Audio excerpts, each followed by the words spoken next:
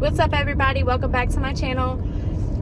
Quick disclaimer, really quickly, I am driving, so if you're one of those people who do not like the background noise, then you might want to click off of this video because my recorder camera is very sensitive to noise and it probably will pick it all up. If you don't like that, then you probably just want to not watch this video. The reason why I choose to film while I'm driving a lot of the time is because it's more convenient for me. I have 3 kids, a husband, a job, all that good stuff to do, and I just am very busy in general, so I find it a lot easier to film when I'm driving. Plus, I don't know about y'all, but like when I'm driving, random stuff pops in my head and I just feel like I can talk about it at that moment. So if you want to keep watching, keep watching. If you haven't already done so, make sure you click that like button and subscribe to this channel. Also, turn on your post notifications bell so you don't miss a video. Today we're going to be talking about some of Donald Wells' posts that he's made on social media and what I find to be skeptical about those posts, and you can agree or don't agree. Either way it goes, everyone's opinion is different. Some people's opinions are the same as mine. The next person may not feel the same way. It's okay to leave your thoughts and opinions in the comment section. It's also okay to say prayers for summer, be respectfully comment on things regarding to the victim, but let's please keep in mind that we need to be respectful in the comments, and anyone who wants to put anything unrelated to this case or unrelated to my channel in the comment section, they will be deleted. All rude, nasty comments will also be deleted, so just keep that in mind before you go out of your way, because I'm not going to tolerate any disrespect. A couple of things I wanted to talk about today. The first thing being Donald Wells. So Donald Wells has made a lot of posts on Facebook. I don't personally have a Facebook account, but a lot of people do, and I was sent some of these things that he's been posting.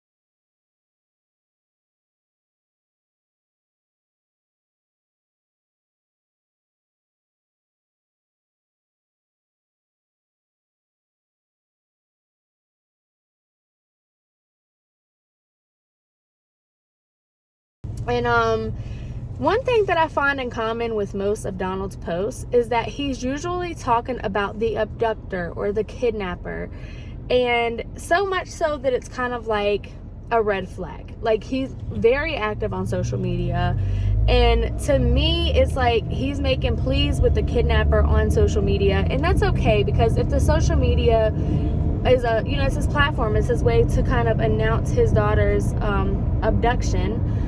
But the police don't seem to think that, that's really the case. They have said that they're not closing out that possibility 100%. The first time on camera today in more than 2 weeks on the disappearance of Summer Wells. You'll remember families said they last saw the 5-year-old at their home in Hawkins County in the Beach Creek community on June 15th. Bianca Murray spoke with one of the lead agencies in the case.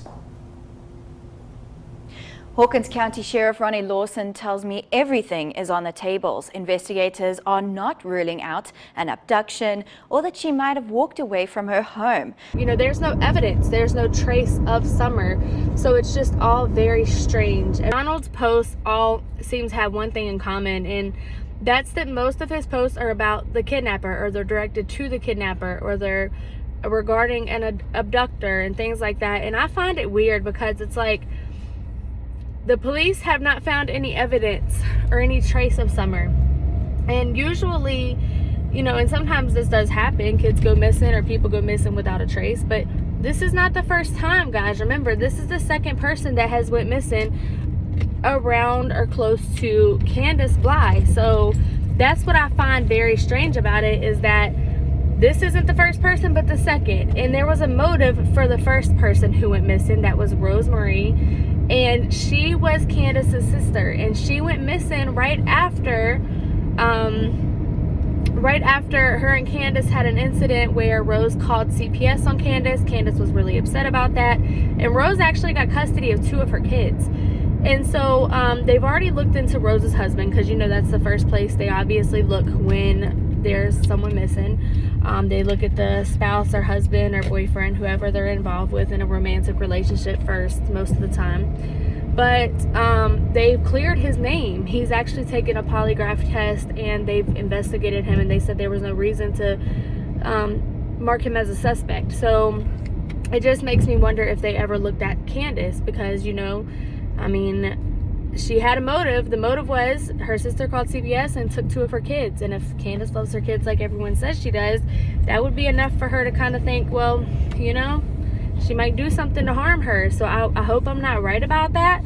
I hope a lot of people aren't right about that. I've even seen a lot of news videos and articles where they're actually kind of indicating they think that that may be the case. Authorities say the little girl, whose picture so many of us now have seen for several days, has still not been found. But Summer's not the only missing person in her family. You may have heard by now that Summer's aunt, Rose Bly, is missing and has been missing since 2009 in the state of Wisconsin, where investigators say they are still looking for her. We heard from Summer's parents earlier this week about how Rose Bly's disappearance makes Summer's case that much more difficult. Very important to note here that TBI has said that they are aware of the Rose Bly missing persons case, but they have no evidence that links the 2 cases together. So I'm going to go ahead and insert some of these social media posts.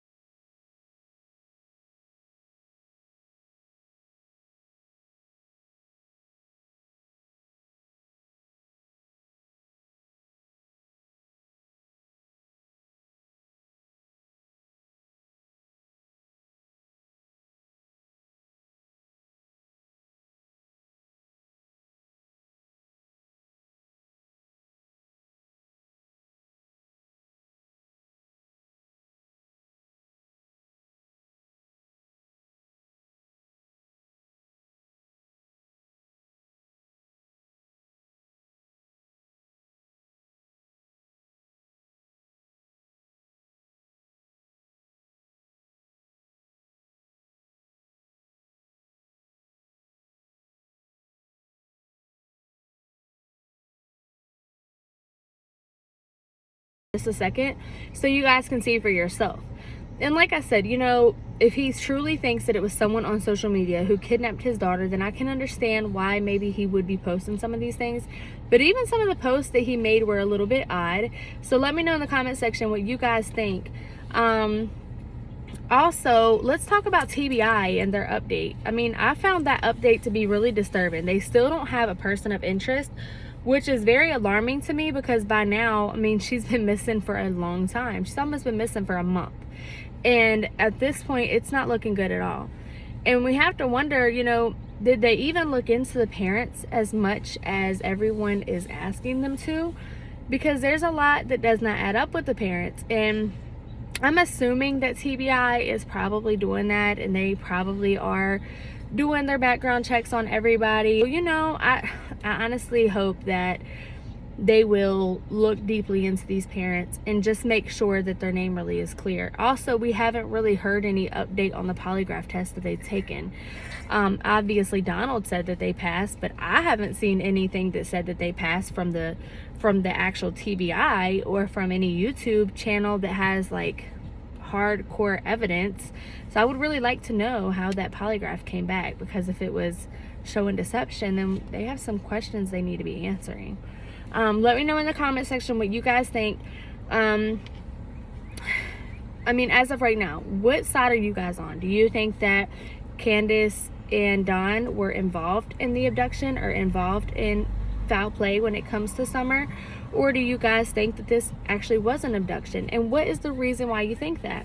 I like to ask this question because it opens up our eyes to many different viewpoints, and that way we can all be very open-minded in this case, because it's never just a one-way street with me. I like to look from both sides of the spectrum, just to see your point of view and my point of view and everyone else's, because sometimes I'm not always right, you know, sometimes you're not right. But we may be overlooking something that was a big deal in this case. And that's why I ask that people leave comments down below with their opinions so that we can put our heads together. And hopefully there's some evidence out there that will lead us to Summer very soon. And I hope that she is found safe. And I hope that everyone who says that Candace and Don were not involved were correct, because I would really hate to think they would do something to that precious baby girl. We all need to have one goal, and that's to bring Summer home. So let's spread the word and leave the comments in the comment sections. Be respectful and hit that like button. We'll see you guys soon.